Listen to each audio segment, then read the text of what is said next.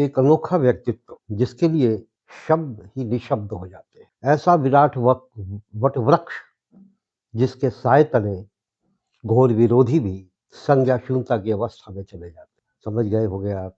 ये बात हो रही है अटल बिहारी वाजपेयी की, जो एक व्यक्तित्व का, एक संपूर्ण व्यक्तित्व का सच ही नहीं बल्कि बहुआयामी चरित्र, बहुआयामी कर्तव्यनिष्ठा और सामाजिक सरोकारों का एक प्रतिबिंब ही मात्र था। उनके चले जाने के बाद यादों के झरोखे में बहुत कुछ शेष है। कहाँ से शुरू करें, कहाँ से खत्म करें, ये सवाल निश्चित तौर पर कौंध जाता है। चलिए इसी कड़ी में याद दिला दें, 25 दिसंबर है, good governance day. Atal ji के आदर्श, अटल जी के व्यक्तित्व और उनके प्रगतिशील विचारों का वो सच है जिसे गवर्नेंस डे के नाम पर जमीन पे उतारने की कोशिश की जाती है। इसी संदर्भ को विभिन्न आयामों में समेटते हुए ये कहा जा सकता है कि आधुनिक भारत, एक विकसित भारत की बुनियाद रखने वाला वो महापुरुष भले ही हमारे बीच ना हो, लेकिन वो योजनाएं आज भी भारत के उदयमान कल का सच प्रेषित करते हुए सामने है। आपको याद होगा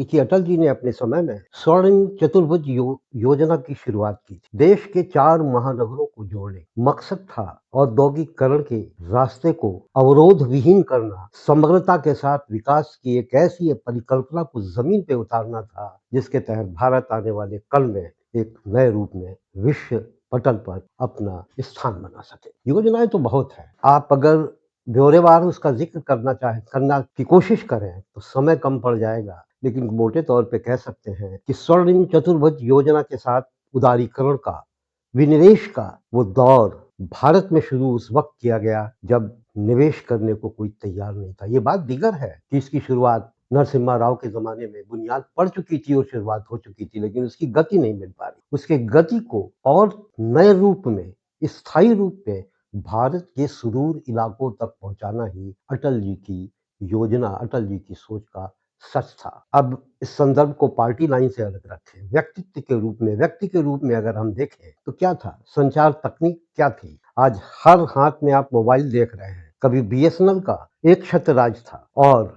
वो दौर भी था कि फोन से बात करना अपने में एक बहुत बड़ा सवाल था, एक बहुत बड़ी मुश्किलात का सामना करना पड़ता था। तो इस एक छत्रराज को खत्म कर कर आज हर हाथ में मोबाइल का ये सच भी अटल जी की देन को कहा जा सकता है। परमाणु पोखरण विस्फोट तो सबको पता है, सब शिक्षा अभियान लोग भूल जाते हैं। 6 से 11 साल के बच्चों को मुफ्त शिक्षा की शुरुआत अटल जी की देन है। उनका मकसद था कि बुनियाद पुख्ता करो, आने वाला कल खुद संवरेगा। हिंदुस्तान संवर रहा है, उसकी नींव अटल जी ने डाली थी। इसको समझना होगा और गवर्नेंस डे के साथ हमें ये समझना होगा, हमें आत्म विश्लेषण करना होगा कि क्या हम उनके पथ पर चल रहे हैं। ठीक है, जन्मदिन के इस शुभ अवसर पर योजनाएं होंगी, अनावरण होगा प्रतिमा का, बहुत सी योजनाओं का, उनके उनके नाम की योजनाओं की शुरुआत होगी, लेकिन हकीकत को समझना होगा क्या सही तौर पर गवर्नेंस को, अटल जी के सोच को हम जमीन पर उतार पा रहे हैं। इसी के साथ स्वास्थ्य सेवा शिविर भी शुरू हो रहा है। एक दिन का शिविर, एक दिन में दवाओं का वितरण, एक दिन में आपके इलाज, एक दिन में आपके रोग की पहचान। मेरा साल यादों के झरोखों में अटल तो याद आएंगे, लेकिन ये एक दिवसीय कार्यक्रम कचोटन पैदा कर साल भर के लिए आयोजक फिर उस व्यवस्था को भूल जाएंगे जिसके बीच एक आम आदमी पिसता है, रिसता है और अपने जीवन के हर उस सुनहरे क्षण को खो बैठता है जो उसका मौलिक अधिकार है, जो ईश्वर प्रदत्त है। चलिए इसी संदर्भ में हम टपोरते हैं। हम उन योजनाओं को हाथ नहीं लगाते, हम स्वस्थ मेले के दावों पर सवाल नहीं पैदा करते, लेकिन सुधारों की इस लंबे हाईवे पर सवाल तो हम पैदा कर सकते हैं कि अटल जी को याद रखो, उनके कार्यों को याद रखो, उनके व्यक्तित्व को याद रखो, उनके कवित्व को याद रखो, उनके साहित्यिक सोच को याद रखो और याद रखो उनके उस विचारों को भी जो उन्होंने जनमानस के लिए, पंक्ति के आखिरी व्यक्ति, पंक्ति में खड़े आखिरी व्यक्ति के लिए एक आकार रूप देने का आकार रूप देने की कल्पना को साकार करने का प्रण किया था। तो क्या हम कर रहे हैं? हमारे मेडिकल कॉलेज खुलते जा रहे हैं, गांव गांव में स्वास्थ्य सेवाओं की बात हो रही है, लेकिन हकीकत क्या है? यादों के झरोखों में अटल की याद को समाये हुए सवालों को आप नजरअंदाज नहीं कर सकते। सवाल ये होता है कि हम लखनऊ को ही उदाहरण लें, आप कवि सम्मेलन कर सकते हो, बड़े बड़े कवियों का आयोजन कर सकते हो, आप उनकी मूर्तियों का, उनकी प्रतिमाओं का अनावरण कर सकते हो, लेकिन कोई तो बताए कि क्या स्वास्थ्य सेवाएं एक बेहतरीन व्यवस्था के अनुरूप चल रही है। अरे इसी मेडिकल कॉलेज में वेंटिलेटर के न उपलब्धता के कारण एक व्यक्ति मौत का शिकार हो जाता है। इसी झांसी मेडिकल कॉलेज में अग्निरोधक इंतजाम न होने के कारण 11 अबोध बच्चों को मौत के आगोश में सो जाना पड़ता है। ये हमारी व्यवस्था का नकारात्मक सच है। घटना के बाद उसका विश्लेषण योजनाओं की समीक्षा, मंत्री महोदय की कार्यकुशलता पर सवाल उठाता है वही मंत्री महोदय जो आज स्वास्थ्य मेले का आयोजन कर रहे हैं। कोई तो बताए कि क्यों और कैसे जिलों में गंभीर मरीजों के लिए तमाम स्वास्थ्य सेवाओं के बावजूद ये व्यवस्था नहीं है, और डॉक्टर एक लाइन में लिख देता है मामला गंभीर था, उसको लखनऊ रेफर किया जा सकता है। 200 किलोमीटर की जर्नी कर गंभीर मरीज जब लखनऊ पहुंचता है तो उसकी देह रह जाती है,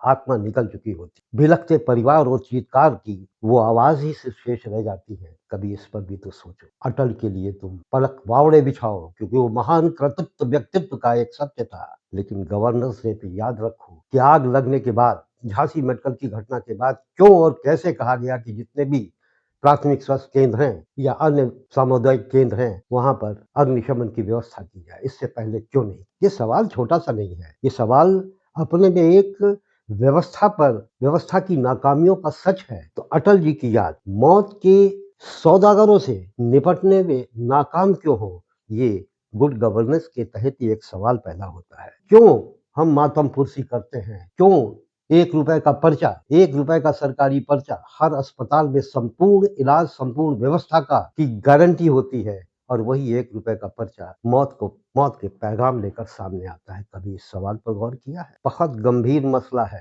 1 रुपया मायने नहीं रखता। एक गरीब आदमी के लिए आपने 1 रुपए की व्यवस्था कर एक नायाब उदाहरण तो पेश किया, लेकिन जरा झांक कर देख लो लखनऊ के मेडिकल कॉलेज, जरा झांक कर देख लो लखनऊ के सिविल अस्पतालों की उन दशा का, जहाँ आज भी दवाएं बाहर से खरीदने की व्यवस्था है, जहाँ आज भी दलालों की भीड़ है। अटल जी की याद में इसको दुरुस्त करो। मेडिकल कॉलेज खुलते जा रहे हैं, लेकिन पता चला है कि डॉक्टर और मेडिकल उपकरणों की आज भी कमी है। अगर कमी नहीं थी तो झांसी मेडिकल कॉलेज में 11 बच्चे कैसे तड़प कर मर गए? अगर कमी नहीं थी तो कैसे लखनऊ मेडिकल कॉलेज में एक व्यक्ति स्ट्रेचर पर पड़ा कराता हुआ, सहायता की गुहार करता हुआ मर गया, क्योंकि वेंटिलेटर उपलब्ध नहीं था। और वेंटिलेटर अगर था तो उसको चलाने वाला नहीं था। पैसे की खरीद से आप उपकरण खरीद सकते हो, लेकिन जन सेवा के लिए सेवा भाव का होना वो खरीदा नहीं जा सकता, वो पैदा नहीं किया जा सकता। वो माहौल, वो व्यवस्था के दायरे में बदले विचारों का सच जब तक जमीन पे नहीं उतरेगा, मौत होती रहेगी। हर साल हम अटल जी को याद करते रहेंगे, और एक सरकारी परंपरा के तहत 25 दिसंबर को आयोजन होंगे, काव्य पाठ होगा, प्रतिमाओं का अनावरण होगा, और फिर हम भूल जाएंगे अगले 1 साल के लिए। अटल फिर यादों के झरोखों में अपने कृतित्व और व्यक्तित्व को समेटे गुमनाम रास्ते पे कहीं चल निकलेंगे। तो आइए गुड गवर्नेंस के इसी बेला में हम और आप याद रखें कि आने वाला कल अटल के अनुरूप, अटल की सोच के अनुरूप चलने वाला भारत, चलने वाला प्रदेश बनेगा। इसी उम्मीद के साथ आप लोगों से फिर